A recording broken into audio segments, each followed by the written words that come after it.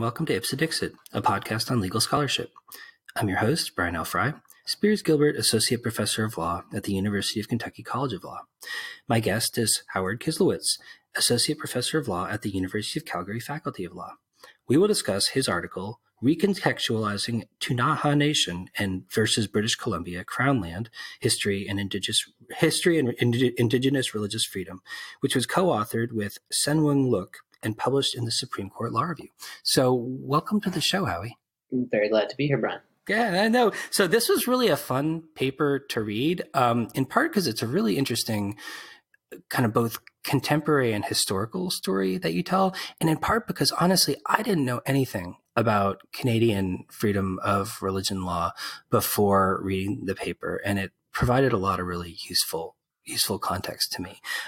So I'm really looking forward to hearing more about the subject matter of the paper and sort of how this works in a Canadian law context. But I feel like a lot of U.S. listeners, especially, might be in the same position that I was, where they don't really know anything about Canadian religious freedom law. So I wonder if you could talk a little bit about how religious freedom is protected in Canada and what the basis for protection is. Sure. So the main lens that we look through in this paper is the constitutional lens. So like the United States, Canada has a constitutional protection of freedom and religion. Ours is phrased a bit differently, and it's quite a bit younger. So our constitutional protection of religious freedom comes into effect in 1982 with the adoption of the Canadian Charter of Rights and Freedoms. There had been some antecedents to that, but that's really where most of the action happens these days. And unlike the United States Constitution, where you have the Establishment Clause and the Free Exercise Clause, we just have a general protection of what we call freedom of conscience and religion.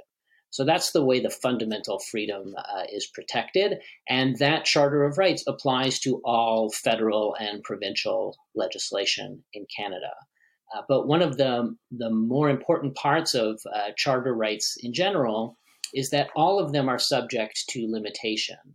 So whereas, as I understand it, in your Constitution, there's no formal limitation clause, and to the extent that rights can be limited, the courts have worked that out over time through the doctrines related to each specific right. In Canada, we have a general limitations clause. So every charter right is subject to what are called in the charter the reasonable limits of a free and democratic society. And in fact, in practice, most of the analytical action happens under that rubric, under the limitations clause. But that being said, each charter right has its own specialized case law for determining whether an infringement of the right has occurred. Okay, so I'm assuming that ultimately the kind of scope and meaning of this clause of the Canadian Constitution is kind of interpreted and implied by the Canadian Supreme Court. Is that correct? That's right. So in Canada, our whole system is unitary, right? So all appeals, constitutional, civil, criminal, can in theory make their way to the Supreme Court of Canada. So we don't have a separate system of provincial Supreme Courts where the appeal ends there. Often appeals do, because the Supreme Court of Canada has control over its docket. So only, I think the latest numbers, I think only about 10% of cases that seek the leave of the Supreme Court of Canada to argue an appeal there are actually granted leave. But it means that our court is a generalist court, and it makes decisions that impact the entire country equally. Given that, what kind of standard or what approach has the Canadian Supreme Court adopted for determining whether a particular state or maybe even private action has implicated and or violated the Canadian constitutional protections of religious freedom? So just to start out, the Charter only applies to government actors. So to the extent that a private actor might have violated somebody's religious freedom, the remedy for that violation has to be found in some other act.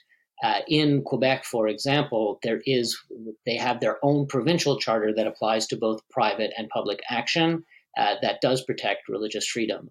But most other provinces, to the extent that they bind private actors, they're only prohibited from religious discrimination. They don't have to protect religious freedom per se, and the rubrics of those analyses are a little bit different. So just to get back to your main question, how do we determine whether there's been an infringement of religious freedom in Canada? The case law gets started in the 1980s, and it starts with Sunday closing legislation. There was a federal law called the Lord's Day Act, which in general prohibited businesses from operating on Sundays, called the Lord's Day Act. And this starts off the ball rolling, and it's a case called Big M Drug Mart, which is almost always referred to in every subsequent case. But really, the test for infringement gets a little bit more refined, gets quite a bit more refined in the 1990s in a case called Amselem.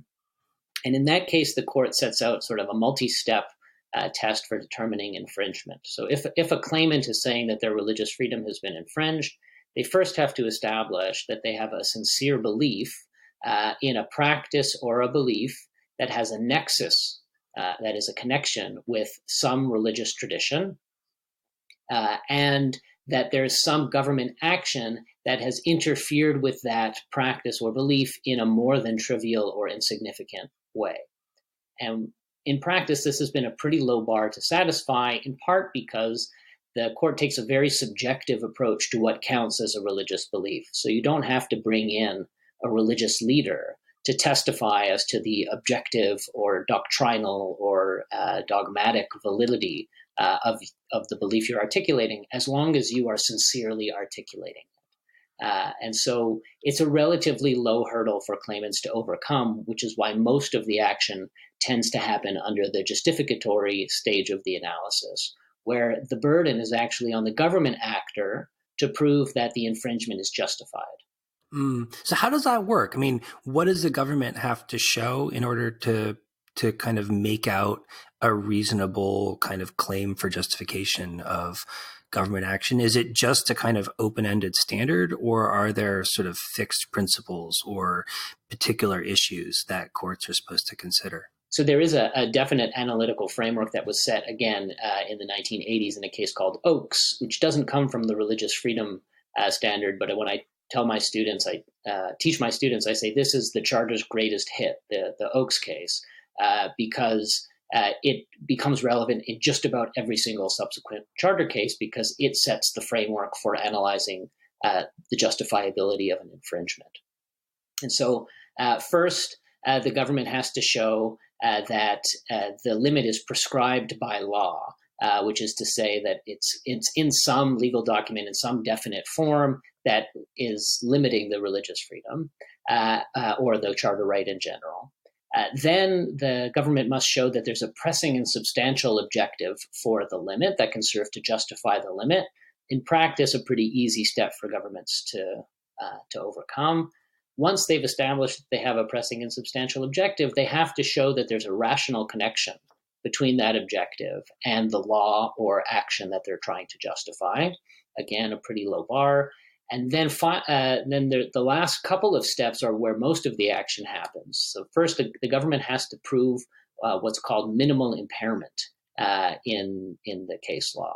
So the government has to show that it chose the most minimally impairing way to achieve its legitimate purpose with respect to the right. And to the extent that charter claims have been successful in the religious freedom case law, it's generally on this branch of the analysis that governments lose, right, and that claimants win. And then the final step is an overall proportionality of it's kind of a cost-benefit analysis. It's not labeled that way. The court uses the language of salutary and deleterious effects of the legislation. So that's the rubric that a government actor will have to follow. And in theory, they have to prove each of those elements on a balance of probabilities. But because sometimes these things are not susceptible of proof or governments act in a kind of forward-looking way, so it would be unfair to put them to the burden of proof, that standard is often relaxed to something like a reasonable basis standard.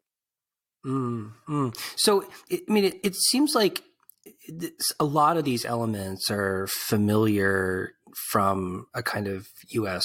perspective, and also the kinds of things that are easy to conceptualize in relation to dominant monotheistic maybe religions like Christianity, Judaism, et cetera. But in your paper, you focus on a First Nations group, the Tunaha Nation, and a particular dispute that they had with British Columbia. So I wonder if you could kind of, in a nutshell, kind of lay out what was at stake, kind of what the problem was, and how the court decided that dispute under Canadian religious freedom protection doctrine. Sure. I should take a moment to preface this by saying, as you'll see, the dispute arises in the administrative law context in Canada, where things get modified a little bit in terms of the frames of analysis. But I won't delay too long because it doesn't, I don't think, make a huge difference in this particular case, although there's room to argue about that. But basically what happens is there's a plot of crown land, as we'd call it in Canada, or state land, public land in the province of British Columbia, where a developer wants to build a ski hill. Right? What could be more Canadian than that? The developer wants to make a new ski hill, and the argument is that they will bring lots of jobs and economic development to this area. And so the government, every time it's faced with one of these projects or proposals, it has to go through an environmental assessment process to make sure that the project is really in the public interest.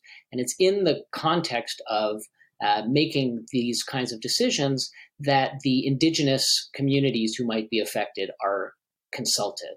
Right? So in Canada, and I think this is different than in the United States, there's a constitutional obligation on governments to consult with Indigenous groups when their interests might be affected by a proposed project like this. So it was in part in furtherance of this constitutional duty to consult that this conversation gets going. And it takes a really long time. So the developer proposes the project in the 1990s. The discussion goes on with two different Indigenous groups over time. Eventually, one of the Indigenous groups is satisfied that their interests are well enough protected by the conditions placed on the project, and I think some compensation that was offered to them in order to allow the project to go through. So they kind of move out of the picture for our analysis. But the second Indigenous group, the Tunaha Nation, is not satisfied. And it's quite late in the process, like some more than 15 years after this process gets going, that finally the Tunaha Nation articulates one of the reasons for their opposition to this project. So from their perspective, as I understand it, they have already compromised to some degree, because for them, the area where the ski hill is meant to be is the home of what they call the grizzly bear spirit, and which is an important figure in their spiritual worldview, and communing and connecting with that spirit is part of their ritual life. And from their view, they've already compromised to some degree by allowing heliskiing to occur in that area, which has already started. But they say, if anybody overnights in the area, if anybody sojourns in the area overnight, the grizzly bear spirit will leave, and that will destroy our ability to connect with that spirit and have that aspect of our life. So their opposition to the project ends up being framed under the right of religious freedom, which was the first time since the charter that an Indigenous group had made their claim in this way. Previously, Indigenous groups had made use of that provision in our Constitution that constitutionalizes what we call Aboriginal rights. So Aboriginal title or rights of hunting and fishing or other kinds of traditional practices receive their own kind of constitutional protection. But that right has proven for many Indigenous communities to be quite a frustrating right, because it doesn't include what they want it to include. And to the extent that they can litigate these issues, they take a huge amount of time and money to get to a very uncertain result. So the Tunaha Nation decided to make their claim principally on the basis of religious freedom. And from the outset, those of us who were watching this litigation as it moved from the trial to the appellate courts, I think most of us thought that they had a pretty good argument on the way that the doctrine stood at the time when they were articulating it. It seemed like they had a sincere belief. It seemed like the sincere belief had a connection to some kind of religious tradition, broadly understood. And it seemed pretty clear that a government approving this kind of project would infringe on their religious belief, would interfere with their ability to carry out some of their practices. So going into the case, it seemed to many observers, myself included, that this was going to be a really interesting case for Section 1, the justificatory part of the charter, to do some work. But the freedom of religion argument seemed pretty clear. But we ended up with a pretty different response from the Supreme Court of Canada, which we can talk about. Yeah. So maybe you could get into sort of how the court decided this particular case in a sec. I was wondering if you could also just kind of explain a little bit what the relationship between the Ktunaxa Nation and British Columbia was. Like, for example, why was this crown land or public land in the first place rather than land that belonged to the nation? And sort of what's their legal relationship to the province and to Canada in general when it comes to land ownership? Right. So it's a complicated picture across the country, and this is not precisely the area of my expertise, but I could give a little bit of background. So in Canada, to the extent that Indigenous groups have claims to land, there's a couple of basic ways that they can make that claim. The first is they may have been given certain lands via treaty. And those treaties are mostly in the middle of the country, what we call the numbered treaties, because out east, on the east coast of Canada, the treaties that exist are what we call peace and friendship treaties, where actually Indigenous groups ceded no land to French and British colonists, in part because the colonists were in a weaker position at the time and more badly needed the assistance of the Indigenous groups, so they couldn't extract that promise. By the time colonialism moves to the middle of the country, so present day Quebec, Ontario, you start to see the colonialists are in a more powerful position, both militarily in terms of the diseases that they're bringing with them. And so the treaties that we see there are principally land cession agreements, where the Indigenous group gives up its claims to certain lands, usually in exchange for some reserved land. But out west in British Columbia, what we have is most of British Columbia is not subject to any treaty at all. And so in that situation, what an Indigenous group has to do to prove its what we would call Aboriginal title in the area is litigate, right? And there's a separate test for proving Aboriginal title, but this is part of the frustration that Indigenous groups have had with the constitutionalization of Aboriginal rights. So the burden is always on the Indigenous group to meet all of the tests to establish title in the first place. And they have to gather quite a bit of anthropological and historical evidence to meet those tests, which means that these cases, they take a really long time and they're quite expensive. And the resources that are required to carry this kind of litigation are not always in the hands of those communities. So they have to make some difficult decisions.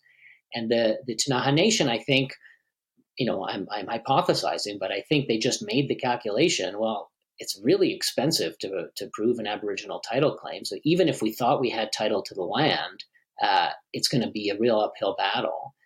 But it's really cheap to make a religious freedom claim because all we have to do is say what we believe. And as long as we're telling the truth, then our rights should be vindicated or at least taken into account. So the relationship between the province and the Indigenous populations is in some places unclear. In other places, there have been big modern treaties negotiated where some measure of self-government is given to the Indigenous community.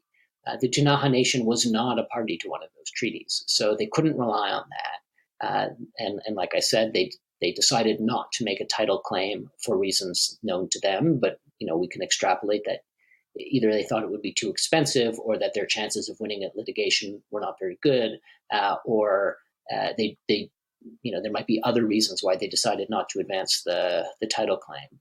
So they weren't claiming ownership in the land in this particular case. Yeah. Yeah. Well, that kind of struck me when I was reading your paper, because it seemed like in a different historical or kind of politico-geographic context that the land in question might just have been Ktunaxa land, in which case, they could have made whatever decision they wanted to in relationship to its use. But because of their particular kind of geographical and historical position, it sounds like their ability to make land claims was pretty limited, and so kind of forced them to take an alternative route than they would normally have taken if they could just make a property claim, which I think relates to some of the points you make later in your paper. But I wonder if you could just spend a second talking about how the Supreme Court kind of arrived at the decision that it did with respect to the particular religious freedom claim that they were making. Right. So what we see in the Ktunaxa Nation case is actually, from my perspective, quite an innovation in the law of religious freedom in Canada. And as I understand it, they go in a direction that nobody argued. This was not an argument put forward by the court to the court by either of any of the parties or any of the interveners, which is kind of like an amicus curiae, that we have what's called an intervener process in the Supreme Court of Canada and in all the courts in the country. So what the majority of the court ends up saying is that even though religious freedom might protect your right to engage in practices in which you have a sincere religious belief, it does not protect the spiritual focal point of that practice. So, put in monotheistic terms, religious freedoms protects your right to worship God, but it doesn't protect your God, right? So that's the basic maneuver that's made in Ktunaxa Nation. And we might have some sympathy for this claim because we don't want the state to be engaged in having obligations that derive from a particular religious tradition. So if the state has an obligation to protect a god, then we might see that as being a kind of what Americans might call an establishment kind of problem, or what we might call a religious neutrality kind of problem. But the trouble that Senwang and I find in this move is that for most Abrahamic faiths, this has almost no impact, right? So the fact that as a Jewish person, my God is not protected by the law of religious freedom, it doesn't matter to me because my God is omniscient and omnipotent, so it doesn't need the state's protection, right? It's kind of a nonsensical idea. Whereas for Indigenous groups to Canada, who are more likely to attach spiritual significance to physical places in the country, it has much more significance. And it's really on this basis that the Ktunaxa Nation loses its claim. Because what the court says to the Ktunaxa Nation is, what you're really asking the government of British Columbia to do is to protect the grizzly bear spirit, rather than your ability to commune or worship that spirit. So to that extent, you're out of luck because the constitutional right doesn't protect the spirit itself. Yeah. Well, and so I kind of felt like there were almost two strands going through your article, one of which was this sort of reflection on the history of state sponsorship of religion and how that in Canada and how that has sort of established a baseline that is not equal among dominant religions as opposed to Aboriginal First Nations religions. But also this kind of point around the kind of historical connection to the geography itself, in a sense that because the Aboriginal peoples have this kind of from time immemorial connection to particular locations in Canada in a way that dominant religions don't, that this kind of geographically inflected question of religious value and religious meaning arises for them in a way that it doesn't for other religions. That's right, I think that's right. So, to the physical location of a landscape, the indigenous group is much more likely to have a spiritual connection, and it seems like that's a fairly common, if not universal, feature of indigenous spirituality in Canada is this connection, the spiritual connection to the land. But on the other hand, our Canada's route to independence was quite different from the United States, and one of the things that we see from that is quite a different kind of legacy of colonialism in this country than we see in yours. And in what is now Quebec, what used to be Lower Canada and originally a French colony, in the time of colonization, you see massive land grants from the French crown to religious orders specifically. And many of those religious orders, even once they get incorporated into Canada, they get to keep that property. And similar things are true with respect to Protestant groups in present-day Ontario, what was once upon a time Upper Canada, so that land grants were flowing from the Crown. And we detail some of this in the paper, but without harping on it too much. The point that we're trying to make in the paper is, to the extent that Catholics in Quebec and Protestants in Ontario have some kind of spiritual connection to the land, and you can imagine this in terms of a graveyard, for example, right? So you might see a religious group saying, the state can't expropriate this land because, my grandfather is buried there, and I go and I visit the grave, and it's a religious experience for me. To the extent that those groups have those spiritual connections, they don't have to rely on the religious freedom right because the group already owns the land. They can rely on their property right, which is a different kind of claim. But in other words, the exclusion of the spiritual focal point of worship as it relates to land claims kind of doesn't matter to those more dominant groups in a couple of different ways. Most of the time it just doesn't matter. And some of the time when there is some kind of connection to a land, they often already own the land so that they can rely on their property right. Yeah, I mean, it really seems like there's a kind of deep irony there in a sense that the groups that have been in the land for the longest and have the deepest connection, kind of spiritual and religious connection to the land, are those who are most disadvantaged kind of historically in terms of kind of having the kind of formal legal property rights to assert those interests.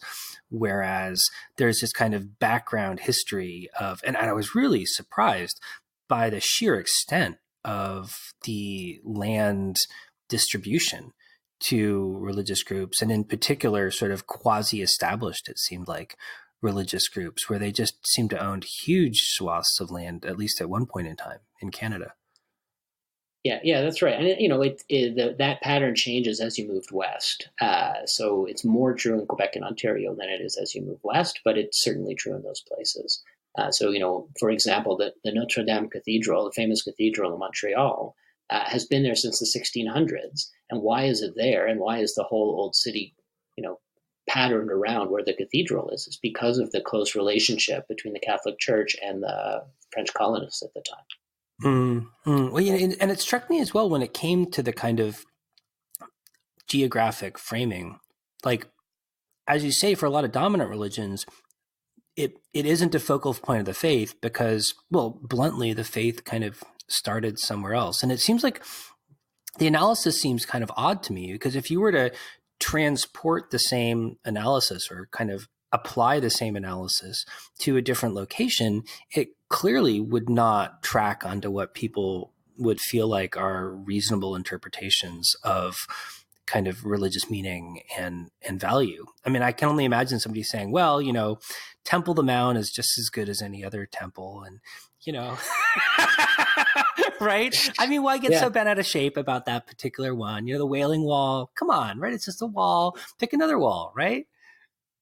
Yeah, and that's a lot of the scholarship around it. I think that's right. A lot of the scholarship around this has asked the question in terms of, as you say, what about, imagine there's a Jerusalem in Canada, or imagine there's a Mecca in Canada.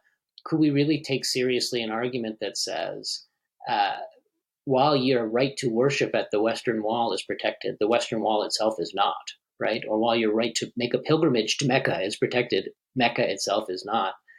It doesn't make sense, right? It completely obliterates the religious meaning of the place on the basis of a different worldview of how religion works. And as you say, the reason that there aren't these sacred places in Canada is for the dominant religions, but only for the Indigenous communities, is because of the history of colonialism. Mm. Mm. So what do you think the court should be doing here? I mean, you said earlier that this decision was seen as sort of an outlier. It sounds like, in the sense that, like, no one kind of had this framework on their radar before the court arrived at it. What do you think they should have done differently?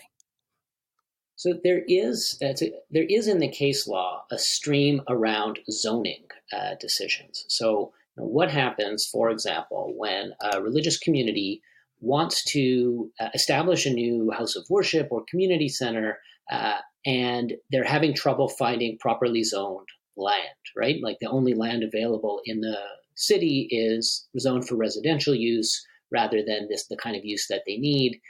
What do we do in that situation when they're making a religious freedom claim?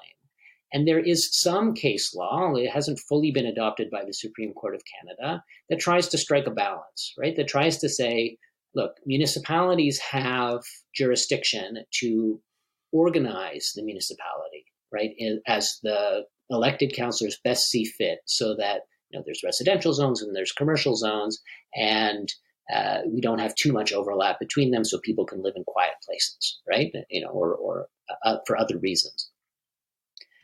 But when there is no land available in the municipality with the proper zoning, then it might be that the zoning bylaw has to give way to the religious freedom right? So that if a religious community that is relatively new in the municipality just cannot find land in the properly zoned place, they have a stronger religious freedom claim to make against the municipality to alter or provide a variance to its zoning bylaw. And we think that the analogy works pretty well in the Ktunaxa case, right? So for the Ktunaxa Nation, there's no other place that the grizzly bear spirit lives. And so the province ought to have to take into account the religious freedom right, rather than what the court did was just to say this is completely unprotected and it's not something that governments, provincial or federal or municipal, have to take into account. So, I mean, do you kind of, like, in closing, I mean, do you see the court taking that alternative approach in the future? I mean, like, where do you think this new angle came from? I mean, why do you think the court introduced this new concept? And do you see it maybe at least potentially backing away from that framing? And I guess I can't help but wonder, like, I mean, especially when it comes to Indigenous peoples, First Nations in the western part of Canada, where it sounds like their kind of historical land ownership claims have been pretty extensively limited. I mean, should the Supreme Court be considering the potential for a group to have actually had legitimate ownership claims over a particular piece of land, even if those haven't been protected or kind of perfected for practical or kind of circumstantial reasons? So there's a lot in there. So do I think that there will be a big change in the near future? I'm not particularly hopeful. My guess is that to the extent that we see changes, it will be in response to new cases. And if I were a lawyer advising an Indigenous group about making a religious freedom claim, I would say, look, the Ktunaxa Nation case is a real problem for you. And you might be best advised not to pursue litigation because you're going to be spending time and money on a legal argument that has no hope of winning until it gets to the Supreme Court of Canada, right? If that court ever even grants leave, right? So I imagine that these cases, like we won't see a ton of Indigenous religious freedom claims popping up because of Ktunaxa Nation. In general, on the title question, what the court has always preferred, and just to get back to your question about like the western part of the country, so the possibility of making an Aboriginal title claim gets set out in the 1990s in a big case called Delgamuuk, but that case only sets the framework. It wasn't until 2015 that the Supreme Court of Canada actually granted an Aboriginal title claim. Right? Said that this is the kind of claim that ticks all the boxes, and this group actually owns the land. So, the 1982 Constitution took until 2015 to bear fruit on that particular question. What the court has preferred to do is encourage governments and Indigenous populations to negotiate, right? To come to their own solution through comprehensive land claims agreements. So why did the court rule the way it did? I think those things are connected, right? I think what the court was concerned about in the Indigenous context is, given how pervasive the spiritual connection to land is in Indigenous communities in Canada, what part of Canada wouldn't be the potential subject of a religious freedom claim, right? It's the entire land. And what they're worried about is that this religious freedom right ends up becoming something like a property right, a substitute for a property right. They may also have been worried about something like, the Danish Muhammad cartoon controversy, where somebody is able to say, well, the state has an obligation to protect against the depiction of my God because it's a religious problem for me. And this is me just speculating. The court doesn't say any of this. That may have also been in the back of their minds. Do I think it's going to change anytime soon? I'm pessimistic about that. But I do think that there is some room at the margins, even if the court doesn't go for Ktunaxa. So I'm currently, Senwang and I are working on a follow-up to this piece, looking specifically at the question of burial grounds and Indigenous claims over access to and artifacts found at burial grounds. And we think that there's enough play in the joints of the Ktunaxa decision that might allow that kind of claim to succeed by saying that it's not really the spiritual focal point of worship that's being protected. We don't like the test, and we don't like the law, but neither of us, I think, is super optimistic about it being changed soon. Right. I mean, it sounds like you were just kind of alluding to, like, part of the problem is that it sounds like the Supreme Court was trying to address two, in some ways, kind of almost fundamentally unrelated, although interconnected problems around kind of sovereign property ownership and religious practice at the same time. And the compromise solution that it arrived at sounds like it sort of doesn't do a good job of kind of dealing with either problem. I think you hit it right on the head. The deep problem here is the sovereignty problem. By what right does the Supreme Court of Canada have any jurisdiction at all over Indigenous populations is the deep challenge to the Canadian legal order. And all of these inconsistencies or problems with the case law might be seen as flowing from that main anxiety of what if we didn't have sovereignty. Well, Howie, thanks so much for coming on the program. This was really illuminating, and I feel like I learned an awful lot about Canadian constitutional law today. Well, thanks for having me. It's been a pleasure, Brian.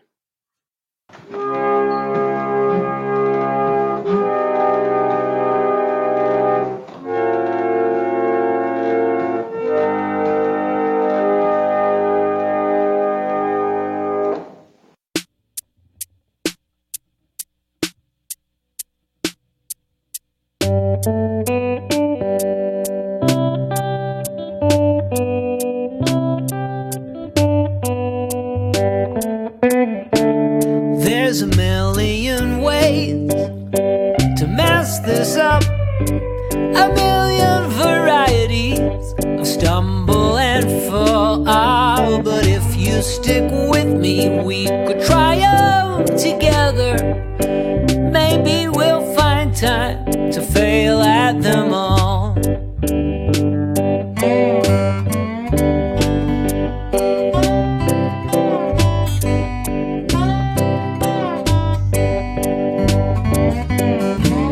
There's a tower of books arranged on the nightstand. They say, if you love baby, well, don't put him down. But a similar tower says, leave baby crying, or he'll sleep in your bed till his pension is drawn.